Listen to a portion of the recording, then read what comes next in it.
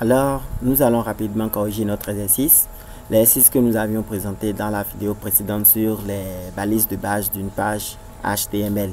Et j'espère que vous l'avez déjà traité. Si cela n'a pas été fait, je vous demande de mettre cette vidéo-là en pause et de le traiter vous-même. Ça vous permettra de bien maîtriser les balises et d'évaluer votre niveau concernant le chapitre précédent. Et donc, sans plus tarder, je vais entrer dans mon dossier et créer un nouveau projet pour l'exercice. Et créer un nouveau fichier pour l'exercice. Je fais clic droit. Je fais nouveau. Je fais document test. Je vais donner le nom exercice pour le fichier. Maintenant, à ce niveau, je vais changer le .txt en .html. Et je vais profiter pour vous expliquer quelque chose. À ce niveau-là, beaucoup n'ont pas eu la main de changer l'extension. Et si vous donnez simplement exercice.html sans changer l'extension même, ça serait juste un nom. Ça serait juste un nom. J'ai vu beaucoup en faire comme ça et cela ne s'est pas changé en un navigateur. Ça n'a pas pris le logo d'un navigateur. Ça a la forme de fichier. Donc, vous allez voir, lorsque vous m'avez validé pour moi, ça va me demander, voulez-vous vraiment modifier l'extension? Moi, j'ai dit oui, je veux vraiment changer. Et ça va se transformer directement en navigateur. Ce n'est pas un navigateur, mais ça a changé en logo de navigateur. Là, ça ne doit pas être forcément Google Chrome. C'est parce que moi, j'ai choisi Google Chrome pour exécuter mes fichiers .html que ça a pris la forme de Google Chrome. Chez vous, peut-être ça peut être Mozilla, ça peut être Opera Mini, ça peut être Explorer, peu importe ce que vous utilisez. L'essentiel, c'est que ça soit un navigateur. Point. Et maintenant, pour ceux qui n'ont pas pu avoir ça sous cette forme, je vous demande de vérifier votre fichier, de vérifier l'extension, le type de votre fichier. Alors il faut juste faire clic droit sur le fichier de faire propriété. Là, vous allez voir .html ici. Voilà, type de fichier et j'ai .html. Ça veut dire que moi mon fichier c'est de type .html. Si quelqu'un voit .txt là, ça veut dire que son fichier n'est pas de type .html. Donc, nous allons créer le fichier d'une autre manière, plus simple, et on va résoudre tous les problèmes liés à la création du fichier. Donc, je vais supprimer ceci et je fais CTRL D pour supprimer. Je vais entrer maintenant dans mon éditeur de test. Je vais File. Peu importe l'éditeur que vous utilisez, vous allez voir, si c'est en anglais, vous allez voir File en haut, complètement à gauche en haut. Donc vous allez faire New File. Ça m'envoie en haut. Select File Type or Enter File Name. Ça me demande d'écrire un nom et l'extension. Donc moi je vais mettre exercice.html. Je vais valider. Lorsque je valide ça m'ouvre automatiquement l'explorateur Windows. Ça me dit maintenant de choisir l'emplacement de mon fichier. Et comme moi, vous allez voir ici, vous allez voir l'arborescence est là. Donc vous pouvez choisir ce que vous voulez pour pouvoir enregistrer votre fichier. Moi, je suis déjà directement dans mon dossier projet. Et c'est là que je vais enregistrer. Ici, le nom est là avec l'extension exercice.html. Donc, je n'ai plus rien à changer. Je fais juste create file. Vous avez vu, le fichier a été créé maintenant avec l'extension .html. Donc, on n'aura plus de problème de fichier. Maintenant, je vais entrer dans mon dossier. Vous avez vu, c'est là maintenant. Et il n'y a pas de problème. Vous pouvez le faire chez vous sans souci. Je vais lancer. Vous avez vu, il n'y a pratiquement rien. Rien, c'est vide.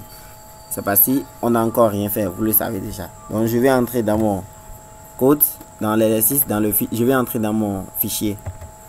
Maintenant, à ce niveau, j'avais, au lieu d'aller mollo, je vous ai juste montré une astuce pour vite évoluer. Et c'était une erreur. C'était une erreur. Donc, ici, il faut écrire le code. Il faut écrire d'autres types HTML à la ligne, HTML à la ligne maintenant, head et ainsi de suite. Maintenant, pour ceux qui utilisent Visual Studio Code, vous pouvez simplement faire point d'exclamation. Lorsque vous faites point d'exclamation comme ça, vous allez voir, c'est venu en bleu façon là.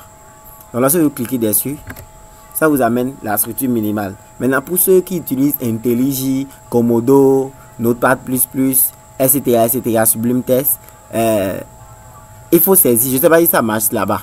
Sur celle-là, c'est parce que je n'ai jamais utilisé. Je les ai installés, mais je n'ai jamais utilisé. Je n'ai jamais utilisé ça parce que je suis très bien avec Visual Studio Code. Et voilà. Si ça ne marche pas chez vous, il faut écrire tout. Et d'ailleurs, ce n'est pas beaucoup, c'est à peine 9 lignes.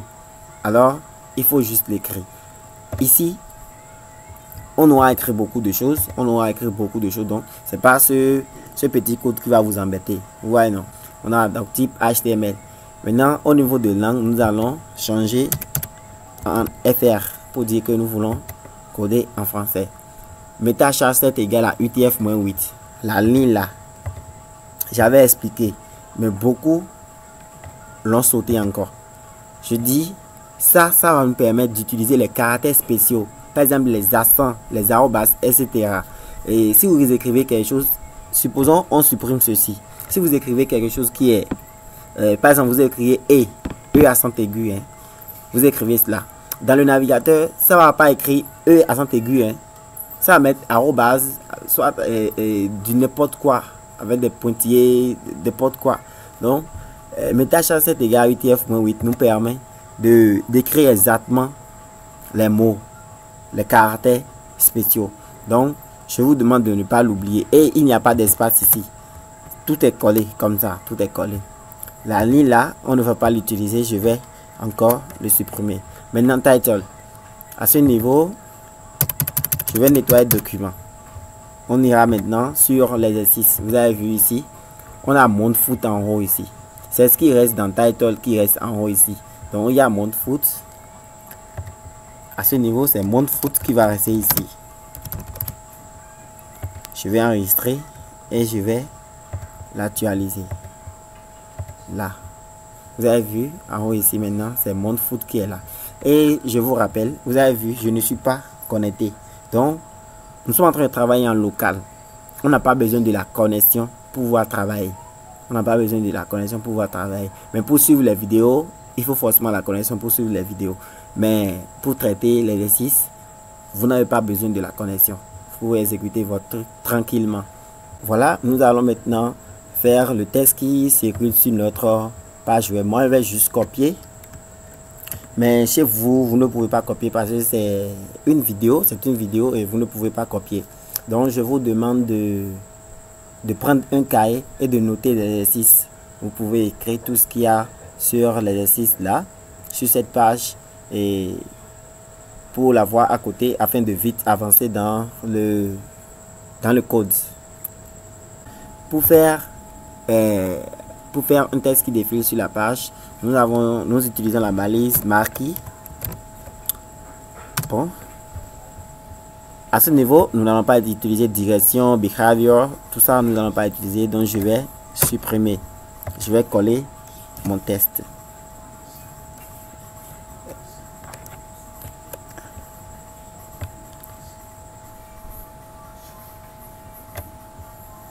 J'ai enregistré et j'actualise maintenant.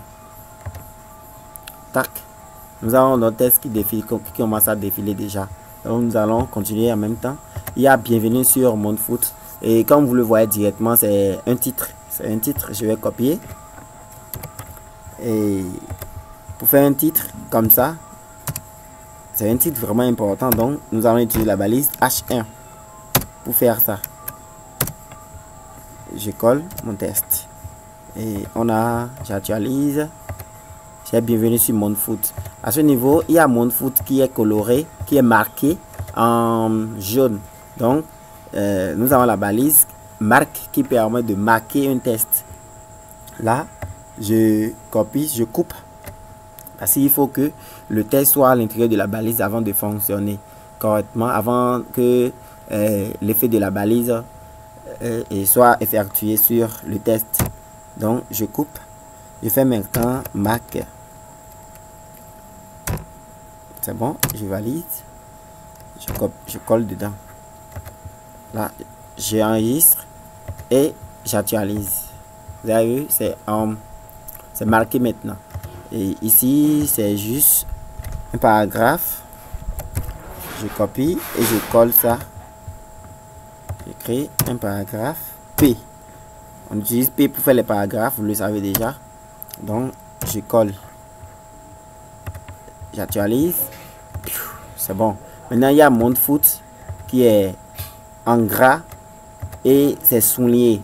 Donc, pour le faire, on utilise B, la balise B pour mettre en gras. Nous utilisons la balise strong pour le mettre en gras aussi. Donc, il y a B. Je vais utiliser B ici. Maintenant, B, si je colle maintenant, ça serait juste en gras sans être souligné. Donc, je vais utiliser la balise U pour souligner le test également. Tac, maintenant c'est souligné. Et ici, c'est juste un paragraphe. Il n'y a pas trop de soucis. Nous allons utiliser P. Nous allons utiliser P. Voilà, je vais l'enregistrer maintenant et actualiser ma page. Vous allez voir. C'est bon. Et nous allons copier maintenant ceci. C'est également un paragraphe que je vais juste copier et écrire le code P. Coller, enregistrer et actualiser. Maintenant, c'est bon. Les paragraphes, en ce qui concerne les paragraphes maintenant, c'est bon. Nous avons maintenant les listes. Ici, nous allons d'abord faire les listes ordonnées. Nous avons 1, la Liga, 2, série A, 3, Ligue 1. Et pour faire les listes ordonnées, nous utilisons la balise OL. Là, OL. Maintenant, pour pouvoir faire chaque ligne, maintenant, nous utilisons la balise LI. Vous le savez déjà. Donc, là-bas, nous avons 3 lignes. Donc, ici, nous aurons 3 lits. Et comme nous n'allons pas écrire ça, nous n'allons pas l'écrire à chaque fois. Il y a une astuce en Visual Studio Code qui nous permet de faire lit la fois 3. Lorsqu'on valide, ça va me créer directement les 3 lits. Donc, si chez vous, ça ne marche pas, alors vous n'aurez pas le choix que d'écrire à chaque fois la Liga. Ensuite, série A. Et après, Ligue 1. Nous allons enregistrer et actualiser notre page. Voilà, nous avons, tout est bien. Maintenant, tout juste en bas de chaque ligne de la liste ordonnée, nous avons une liste non ordonnée. Par exemple, dans la première ligne de la liste ordonnée, nous avons la première ligne qui est Real Madrid. Là, c'est une liste non ordonnée. Tout juste en bas de série A également, nous avons Inter Milan. Donc, nous allons entrer dans notre code, prendre notre premier lit. Notre premier lit. Si on prend ceci maintenant, nous allons écrire notre code maintenant à l'intérieur de la ligne. Donc, pour faire les listes non ordonnées, nous utilisons la balise UL. Je vais valider là. Donc, pour faire la première ligne, nous allons utiliser lit. Là, nous avons Real Madrid. Je vais prendre également ceci en même temps et noter. Nous avons UL.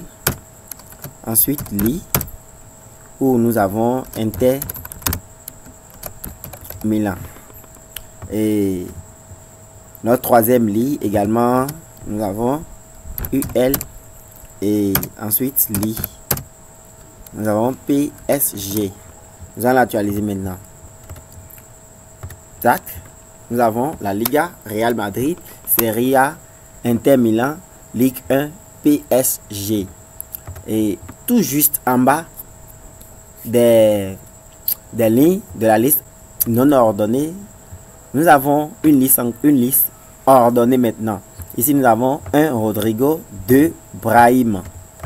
Là, nous allons rapidement traiter ça. Nous allons maintenant prendre cette ligne chérée en bas. Maintenant, à ce niveau, nous avons une liste ordonnée. Donc, nous allons utiliser la balise OL où nous avons 2 lits. Donc, nous allons faire lit fois 2 et valider. Premièrement, nous avons Rodrigo. Et deuxièmement, nous avons Brahim.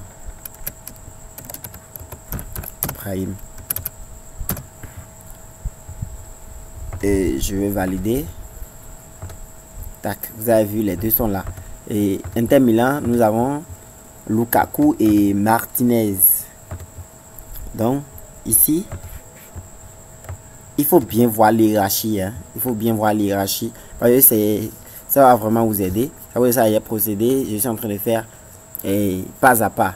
Donc, nous allons prendre cette ligne maintenant. Et aller. Pour faire la liste ordonnée, il faut OL. Là, nous avons 2 lits également. Donc, fois 2. Tac. Nous avons Lukaku. Et Martinez. Ensuite, nous allons prendre PSG. Dans PSG, nous avons OL. Li également fois 2. Où nous avons qui est qui. Bon, ici, nous avons seulement Mbappé. Donc, je vais supprimer ceci. Mettre Mbappé. Je vais actualiser. Tac. C'est bon. Tout est là maintenant. Maintenant, tout juste en bas de chaque liste à ordonner maintenant. Ici, à ce niveau, nous avons des textes qui sont écrits en italique. En italique. C'est un joueur fantastique. Ensuite, un jeune talentueux. Et à ce niveau, ce n'est plus une liste. Non, ce n'est plus une liste. C'est toujours la ligne qui continue. Donc, la ligne, c'est la ligne qui continue. Mais nous allons juste aller à la ligne. Nous allons faire BR pour aller à la ligne. Donc, sans même faire entrer pour aller à la ligne ici. Dès que nous avons déjà mis BR, c'est que dans le code là-bas, dans le navigateur, ça ira directement à la ligne. Maintenant, pour écrire un texte en italique, soit on utilise la balise I, soit on utilise la balise EM. Premièrement, nous allons utiliser la balise I ici. Ici, nous allons, c'est un joueur fantastique. Ensuite, ici, nous allons faire BR également. Et ici, nous allons utiliser la balise EM. C'est la même chose, hein? Ça va fonctionner de la même manière. Donc ici, nous avons c'est un jeune talentueux.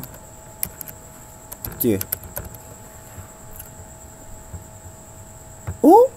Bon, je me suis trompé, j'ai fait pour Lukaku et Martinez. Ça ne dérange pas quand même. On peut répéter exactement pour Rodrigo également. Donc, nous allons faire BR. I. C'est un bon joueur. Brahim. EM. Bon. L'essentiel, c'est de pratiquer.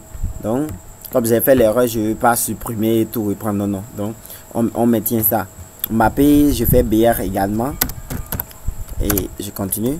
Vers, c'est un bon joueur.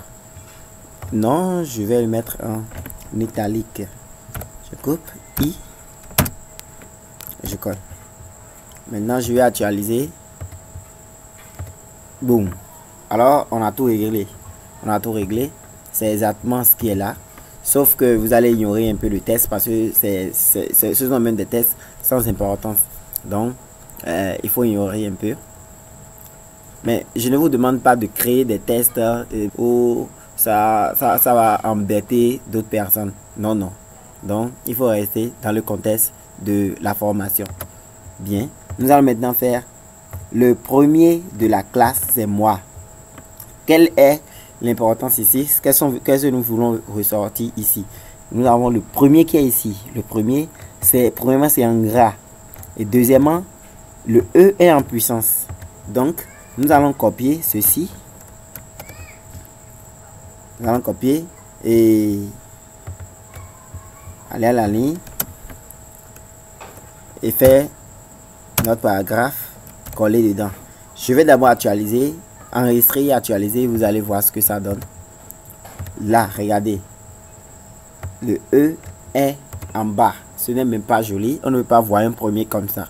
Ce n'est pas joli à voir. Donc, pour l'envoyer en haut, pour l'envoyer en puissance, on utilise la balise sup.